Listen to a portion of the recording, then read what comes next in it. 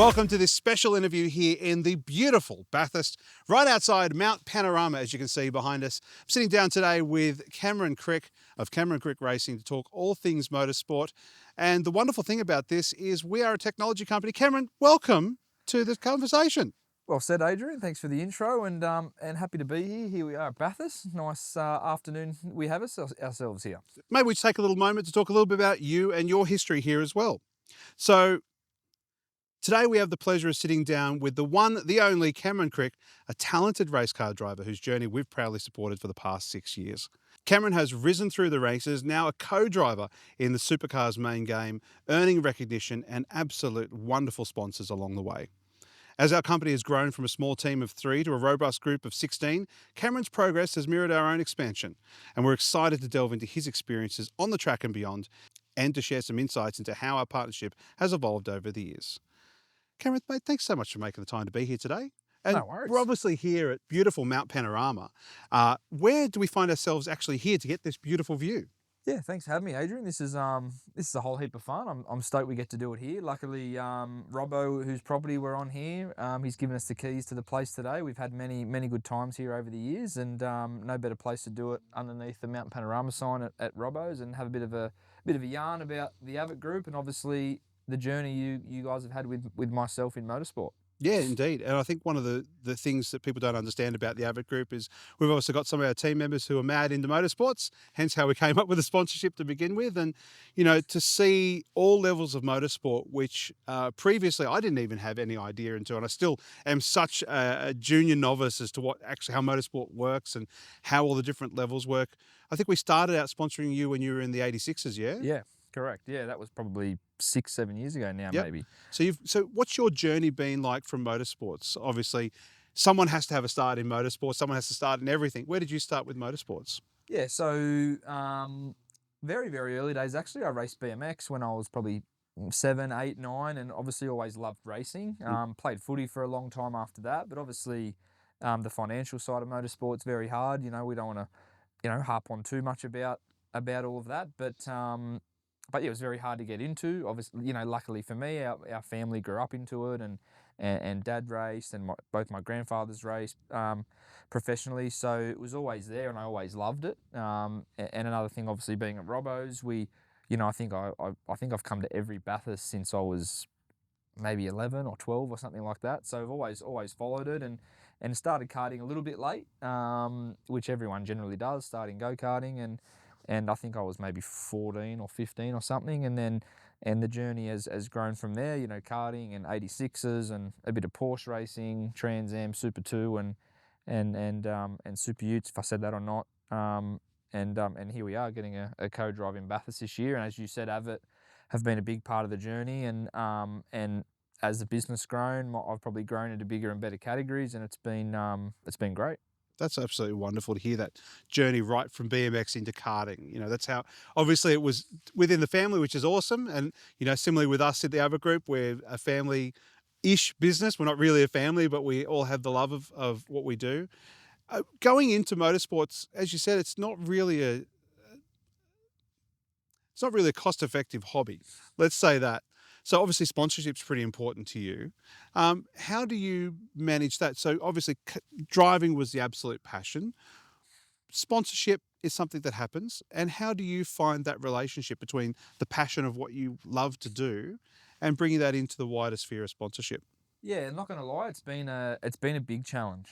Trying to focus as much as I can on bettering myself as a driver and an athlete, but also the business head of bringing sponsors into the sport and growing that, and the harsh reality of it, asking sponsors for more money, the bigger and better categories I go into. So it's been a big challenge. And it's felt like it's got the better out of me a lot of the time, but luckily I've had very good partners involved along the way, and I feel like I've got a great group around me at the moment that believe and see value in what I do, and yeah, you sort of, you do have to back yourself. You do have to maybe sometimes commit to things that you might not completely be able to afford, but you sort of just, hope and pray that it pays off, and you keep meeting people along the way. And there's been many a times where I thought, there's just no way I can financially keep making this happen.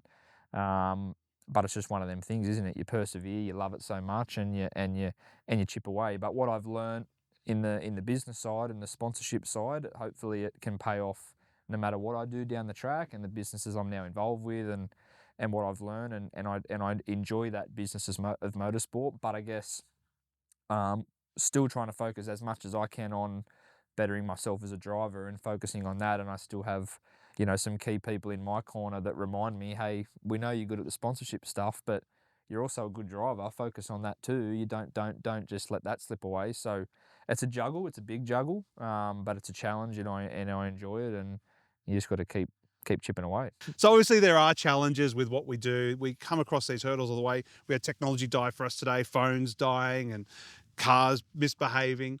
What are some of the key highlights of your career coming into where we see you this year in the main race? Yeah, 100%. Oh, that bird! I thought it was going to swoop us. So Scared did the I. shit out of me. That's all right. We're right though. We're right. Not Yeah, in we're fine. swooping It's not going to season. get us. Yeah, no, big moments. So I think going right back to 86s, the first year I probably had bigger expectations of myself, didn't do so well, worked hard at it. And I think I remember I might have been my second year or something. I remember getting my first podium at Townsville in the 86s. Um, you know, the 86s provides a good TV, and you're at the Supercar round. So I remember generating good sponsors and good interest out of that. So there was a few moments through 2018 where I was on I think I was second on Bathurst Sunday morning here in Mm. 2018. I remember that was a big moment. Cool. Winning a few Super Ute rounds. I think I've taken a few pole positions. Um, Also, I think announcing different things that I've done as well have made, I guess, people and sponsors realise that I'm, chasing it quite hard. When we Mm. announce that we're, going to do a few rounds in the Porsche, when we announce that we're going to race Super 2. I remember my first podium in Super 2 last year at Townsville. I remember Kai, my teammate, he won the race, but it was a massive day for the team and myself to have a first podium. Um, we won the A-Class Bathurst 6 Hour here in 23 last year. Um, and yeah, so there's definitely been some key moments. As I said, announcing sponsors on board like Pizza Hut, and obviously now Coastal Stone, bigger brand names, gets obviously more interest out there with people. And but yeah, some key points. Obviously in my racing career, if you get a good result in something that's on the Supercars calendar, you always find your phone blowing up, and that interest grows. And then, yeah, but obviously being announced this year that I can do a co-drive with my mate Cam Hill at MSR, like that obviously has generated a lot more interest again. So you just got to keep, chipping away, I guess, Mm. and here we are. So now co-driving in the main supercar race. Does your training change? Obviously, you've got so much focus on the sponsorship and the business side of what you do. Obviously, you are an athlete. You have to now do this. How do you find the training has changed? Is it the same? How does that? Yeah, good question, because I think it's something that, a lot of the racing that I've done, whether it's, Super 2, them races are a little bit longer, like 40-minute races, but whether it was the 86s or the Super Utes or they're sprint races, right? Mm. Short races. Mm. I think your fitness is key. Your race fitness is key, but you don't train every day preparing for those sprint races. But obviously these supercar endurance races, depending if I do a double stint here at Bathurst, I could do 40 or 50 laps, which might be over 2 hours, which I've never done anything like that. So I personally struggle a bit with the heat of the car. I try and Mm. do 2 or 3 saunas a week. I do a lot of running. I don't think that that's a massive thing for racing, but it's just I feel good when I do it. Clears the mind. It's just I guess something that I enjoy doing, but it is a challenge to try and prepare for these big races that I haven't Mm. done before, as well as looking after sponsors, managing sponsors and relationships as we go into it. So, yeah, I've definitely probably upped the ante on my training leading in, but probably something I still need to focus a bit more on. Yeah, that totally makes sense. So leading into a race weekend, you finally get here. What does a typical race weekend look like for you? Like, what's the lead up? What do you do here? How does that roll? If we look at something like the sprint race, like you're talking about earlier, they're shorter races. You've got the enduro coming up here. That's going to be massive. How long is that? Is that 6 hours or is that 8 hours? It could be anywhere between 6 and 8, depending on Wow. safety cars and stoppages Yep. and all those sort of things. I think, obviously I haven't been a part of Sandown or Bathurst in the main game before. Like, I even know at Super 2 level, you generally get to the track a day or two early. You might tick a few boxes with some sponsor dinners leading up to it. You might do a few appearances on the Thursday, your driver's briefing, your track walk. I think this year, with Bathurst being in the main game, is going to be not only events with my sponsors, but the team sponsors Mm. like SP Tools and Superglass and a lot of the Matt Stone Racing team partners, and Supercars, signing sessions, and we'll probably have to go into town and do a signing thing and all those things. The race is on Sunday, but the whole week is massive. I remember, I think it was 2018 or 19, David Reynolds was leading Bathurst, and he ended up cramping and fatiguing massively, and they just put it down to the week leading up to it. He just had way too much of a full schedule, probably didn't sleep that well, and come Sunday, he was worn out from the week of Bathurst, and that was the biggest day. So we've got to be, I think for me this year too, um, obviously in the number 7 Super Ute, the SCTR Racing Ford Ranger will be racing the same weekend here, so I'll have to be jumping in that ute to do some sprint races, which shouldn't be too bad, but it's just an extra thought process and an extra car to drive and the driving style. And so I'm working with a bit of a fitness coach now, Lee, to work through my calendar. And for example, I did a sweat test the other day at one of my practice days to see how much I sweat and how much sodium I'm losing, because I probably wasn't putting anywhere near enough sodium back in, Right. with your hydrolytes and all those sort of things. It's something that I've never really looked into until recently. Um, so, leaning into that stuff a little bit more, probably like meals and hydration, all that stuff leading up that week. No matter how busy you get with Mm. sponsorship stuff, you just have to try and stay on track with all that stuff. Otherwise, you get to Sunday and you could be knackered before the big. Well, it would be the biggest race in my life for year from whenever I started to date. So, um, yeah, we'll see how we go. There's obviously a lot of data in that as well. You're looking at how much sodium you're losing. How do you put that in?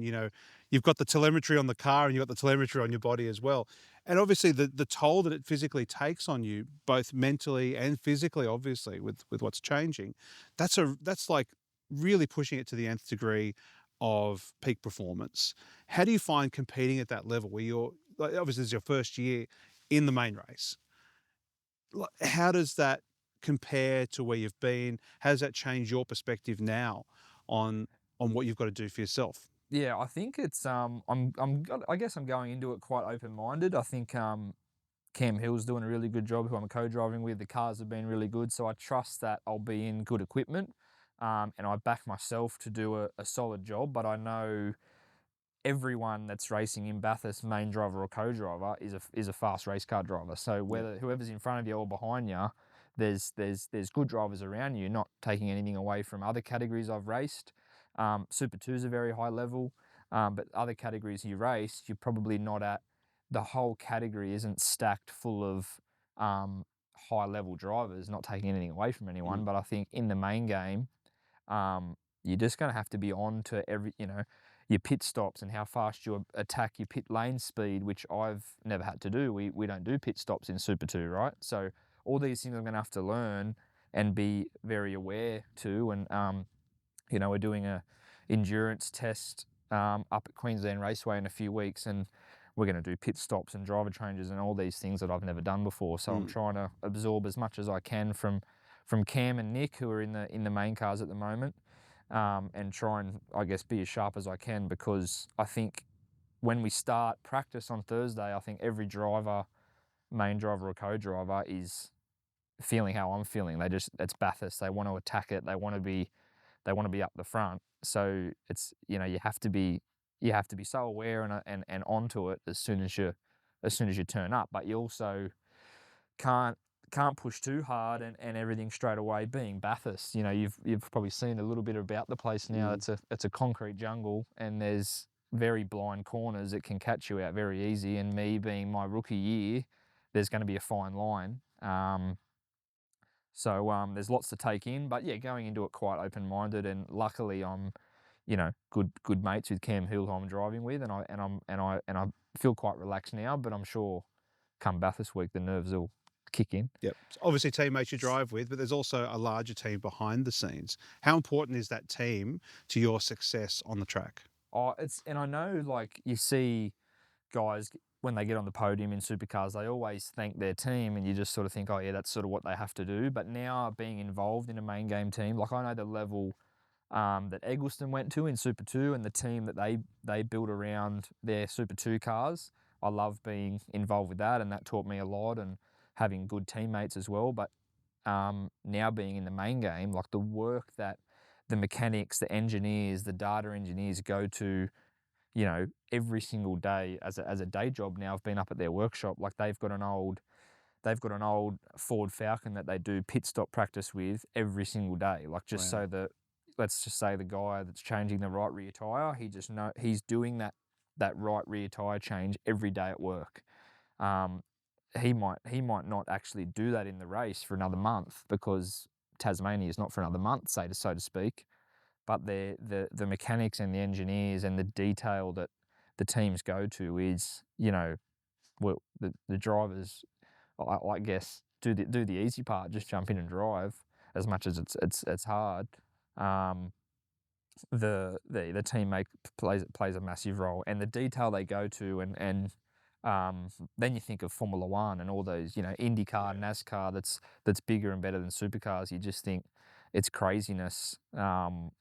The work that goes into that, then what the team do to make the cars fast and finish the race distance. Yeah, that's something that we obviously have a synergy with. We have our wonderful team. If we didn't have a team, I couldn't do this on my own. I need the team as well. And obviously, throughout my career as well, I've found a lot of mentorship in what I do, and people have taken me under their wing and given me an opportunity to do different things, like come to Mount Panorama and sit down with a famed race car driver and have a chat. So thinking back over your career so far, you said you had that family connection with your both grandfathers, so full bloodline of motorsports. With your mentors you've had and you have, who are some key standouts for you? Yeah, I think obviously my dad has always inspired me Yep. in motor racing. He won 6 or 7 truck racing championships back in the day, like 80s and 90s. That was a massive thing. I was born in 97, so I don't really remember too much of it. Hear a lot of stories, obviously. And then my pa and my pop on both sides. Pop raced trucks too. He raced Bathurst, and my grandfather was on dad's side, raced back at Liverpool Speedway. He was more of a speedway racer. So I've always had something about like keeping the Crick name in motorsport and Yep. keep it going. Um, yeah, we're good family friends with Mark Webber's family. I talk to Mark's dad, Alan, a lot. I've always looked up to Mark. Obviously, he's raced in Formula One as high as Yeah. you can go in the world. Not that I've ever had F1 ambitions, to be completely honest. I've always loved Mm, supercars, but mm. I've always looked up to what Mark's done and how he's approached it, um, and all that. But yeah, I'd have to say Dad for sure. Is who I think he did maybe 5 or 6 Bathursts as well between not in the 90s. I think his maybe last Bathurst was 2000, I think, or '02, around that time. So to say that I get to do that this year in the top level is very special, very exciting. But yeah, we just got to keep chipping away. 100%. So obviously coming to Mount Panorama, finally in the main game, you've raced here before. What's it actually like to race here? What's so special about this place? Look, it's the biggest event all year in terms of motorsport in Australia. Obviously, the Grand Prix is quite big in Melbourne when Formula One come, but any Australian race fan, Bathurst is the biggest week of the year.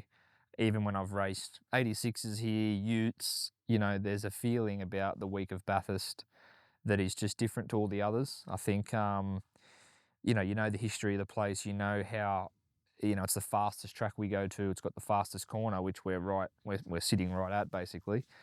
And the blind corners and how much speed you carry across the top in any car is there's nowhere quite like it. Where you can't see on the other side of the corner, basically. So there's a different nervous feeling, I guess, when you come here. And I've been lucky enough. I think I've probably raced here the last maybe every supercars round, probably the last 8 years in different Wow. categories.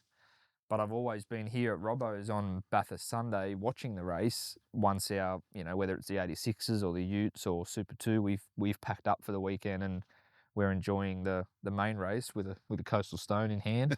Yeah. But yeah, now I'm in that main race. I think it's huge for me. And like talking about obviously Bathurst, I think I touched on earlier. I think I've come here every year since I was 11 or 12, and we've stayed in a caravan with the family here in this property. Even when I've raced here, it was just a thing we did. We'd bring a caravan up, we camp at Bathurst. I'd get up in the morning.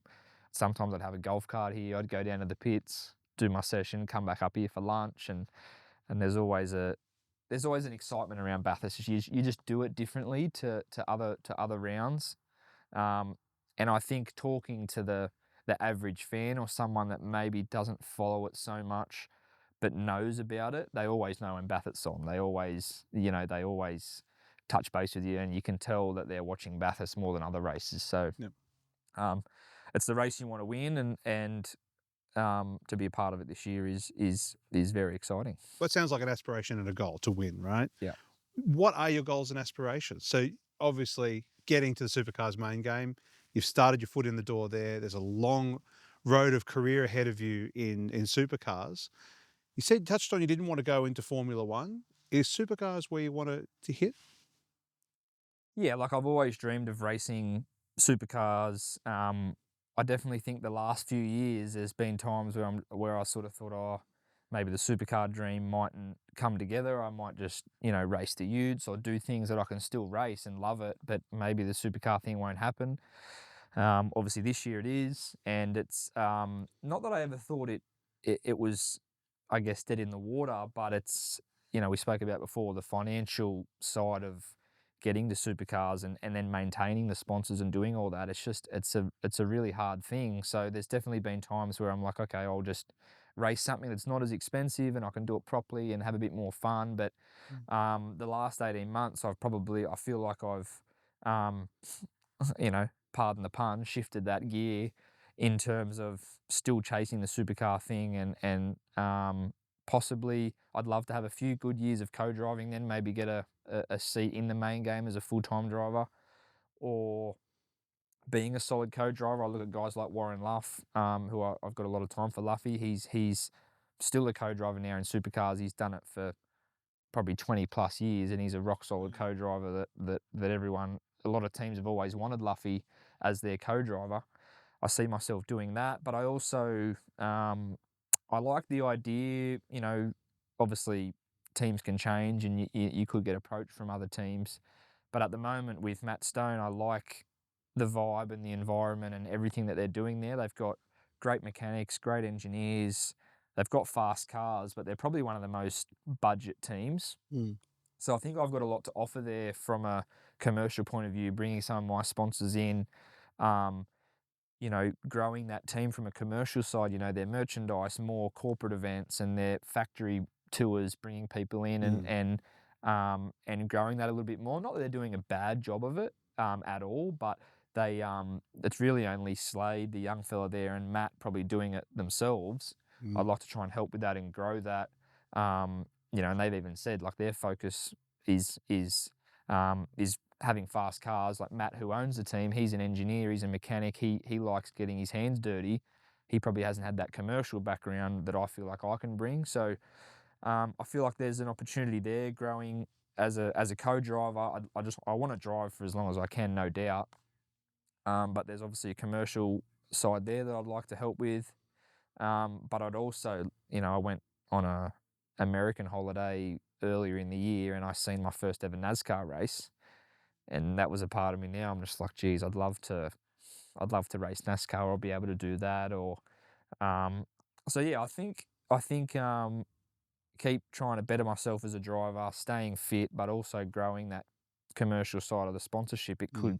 It could lead me to maybe try and do something in NASCAR down the track, or it could just be, a co-driver in Australia along with racing utes, or whatever the case may be.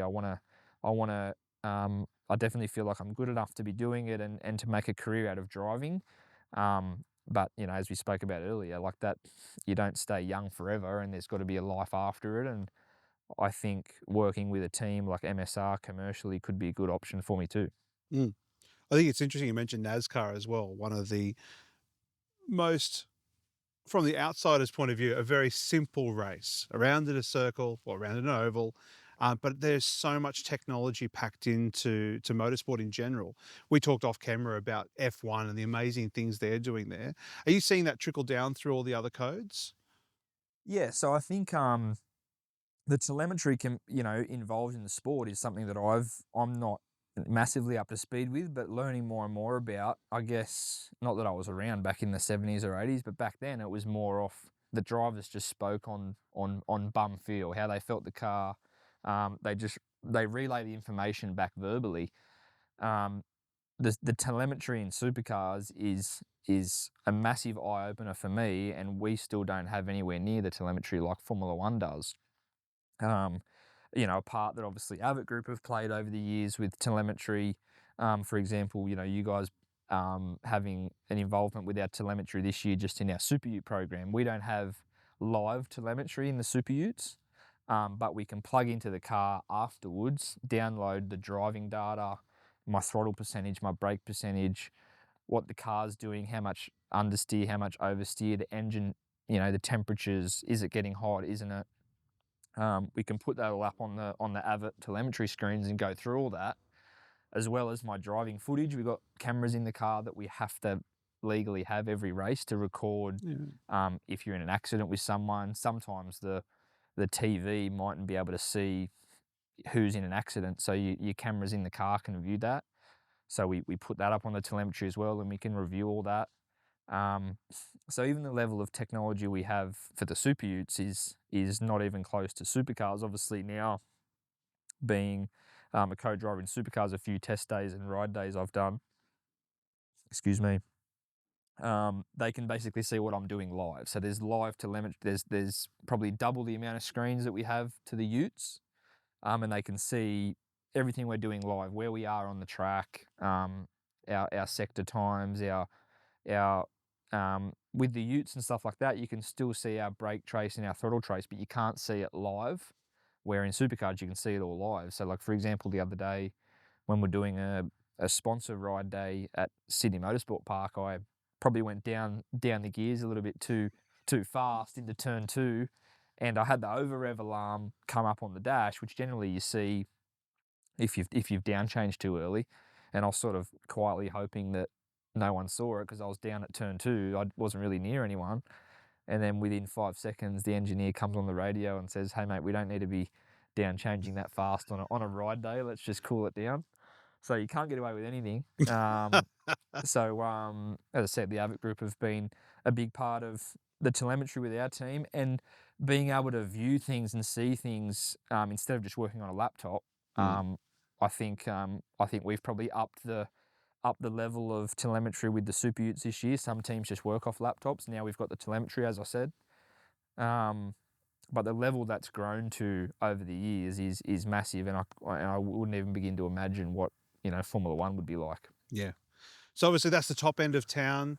You said you started at BMX, you started in karts. Any advice for some young people coming in, ready to start racing? Where do they start? Yeah, look, it's a hard one, and it's obviously look, we'd always say start in go karts. Don't get a crazy expensive cart or anything like that to start with. Just learn a bit of your craft. Spin out and hit a few people, not purposely, but learn a few of those things, and then persevere. Like obviously, you have to build relationships with people. You have to offer commercial value, and I know I always go back to that because that's what I've had to do. Some young kids might have massive sponsors from a very young age, and they can just focus on driving. And if that is the case, then just continue to believe in yourself and chip away and work on your craft, and don't think it just ends on track. Your fitness and how you deal with people and your mechanics. I've found something I've really enjoyed doing is just like working with the teams and the mechanics, giving them a bit of confidence that they're also doing a good job, and building a team around you. And as much as you want to be a fast race car driver, and you want to be the best you can be in a go-kart or a car, always look at the big picture and who's around you and who's helping you, and keeping people happy along the way. And I know sometimes it might seem like a bit of a drag, but you look at guys like Craig Lowndes, for example. Like he's the pro at managing people and relationships and speaking in front of camera, and Lowndesy will probably sell the most amount of merchandise this year at Bathurst, and he's done it the longest. I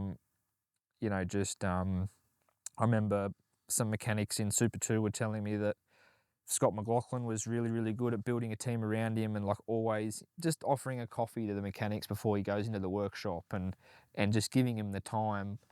I guess remind yourself who's around you, and it's a broader team of people, not just yourself. Yep.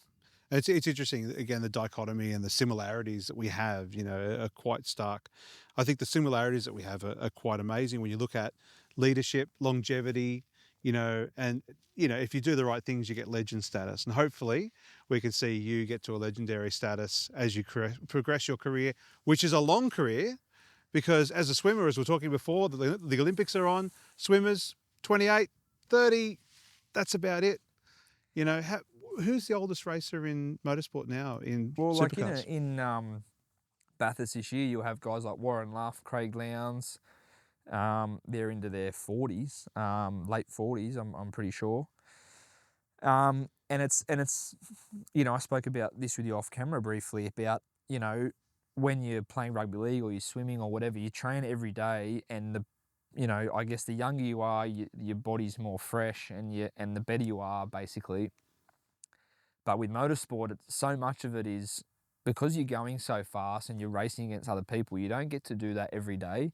You might have to wait 6 weeks to race door to door with someone. So it probably takes a bit longer to build that experience and the confidence and all the rest of it. But driving different cars and being versatile, it comes in time. And that's what I've learned. Probably had too much expectation of myself in my first year of 86s. Now I look back and I just go, yeah, I was, nowhere near as experienced and all that as now, just because of driving different cars and racing different people. And, like Shane Van Gisbergen is, probably in his prime. He'd probably be mid-30s now. He was probably just as fast of a driver 10 years ago, but his racecraft now and his patience and how he goes about things is just at such a high level because it just slowly comes in time. So as much as it's motorsport's demanding, it's probably not crazy demanding on your body like a rugby league or something. So you can you can probably go, and I'm gonna play on that, and hopefully play on that for as long as I can, and hopefully I can last a fair while. But building that experience and that racecraft, I guess, takes time. Yep. And hopefully my interviewing skills will get better as we go as well. So I look forward to seeing you in a year's time, in 5 years' time, in 10 years' time, seeing how this is going. And thank you so much for making the time and allowing us to come out to this beautiful spot to have just a chat about your career and what motorsport is. Because, again, people probably don't know about it. And it's just as the most novice person to come to motorsports, it's such a wonderful thing to have such an experienced person walk me through the whole thing. So Thank you so much for your time, and thank you so much for being a great team player. The thing that people don't know about you is we call you our best BDM. So our best business development manager, because what you don't see behind the scenes is all the work that you do, finding connections for us, along with all the physicality of the actual driving, and as you said, the racecraft of what you've got to do. So thank you so much for taking the time today. Thank you to Rob and all the sponsors, and I'll see you in the next one. No worries. Thank you very much. And obviously, it was great chat, great to be here, and big thanks to the Avit Group for the support over the years, and hopefully we can keep growing it, and And as I've said it many times, keep chipping away. 100%. Thanks, Cameron. Thank you.